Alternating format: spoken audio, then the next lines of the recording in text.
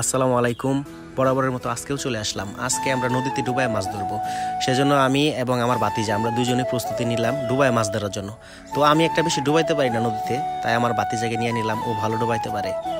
তো ফাইনালি আমাদের নদীটা অনেক সুন্দর, দেখার মতো একটা নদী।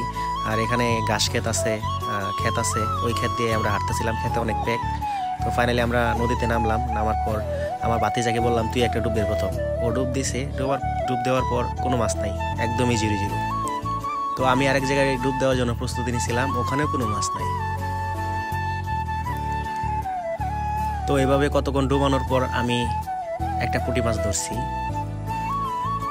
তো আমার ভাতিজা ওই দিক দিয়ে ডুবাইতেছিল, ও অনেক ডুবাইতে পারে, আমি ওকে হেল্প করতেছিলাম, ও একটা দুটা করে মাছ ধরতেছিল।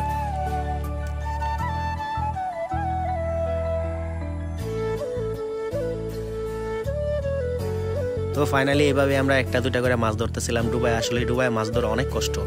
তারপরে এখানে আমরা একটা বাঁশের চুঙ্গা পাইছি, তো চুঙ্গাটা আমরা টানে নিয়ে আসলাম। তারপরে যা দেখলাম চুঙ্গা থেকে কোনো কিছু বের হইতেছে না। তারপরে হঠাৎ করে একটা বাইম মাছ বেরিয়েছে। বাইম মাছটা আসলে অনেক বড়। অবশ্য আমরা এই বাইম মাছটা আগে এই চুঙ্গার ভিতরে বইরা রাখি নাই। যারা এরকম ধরনের ভিডিও বানায় বইরা রেখে তারপরে বাড়ি করে, ওই মাছগুলো অনেক দুর্বল থাকে, আর এই মাছটা অনেক শক্তিশালী। সেজন্য আমার ভাতিজা ধরতে পারতেছিল না। ফাইনালি মাছটা কাপড় দিয়ে পেঁচায়া ধরছে।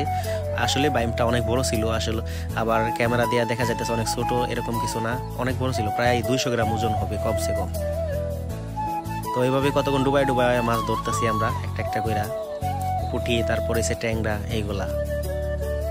আর নদীর মাছ তো আপনারা জানেন অনেক সুস্বাদু, খাইতে অনেক মজা। তো আপনারা যারা মাছ, আমাদের নদীর মাছ খাইতে চান, তারা আমাদের বাড়িতে চলে আসবেন মাছ খাওয়ার জন্য। তো ফাইনালি আমাদের মাছ মারা শেষ, এখন আমরা বাড়িতে চলে যাব। তো আমাদের সাথেই থাকুন, আর পরবর্তীতে আপনারা কি ভিডিও দেখতে চান অবশ্যই কমেন্ট করে জানাবেন। ধন্যবাদ সবাইকে।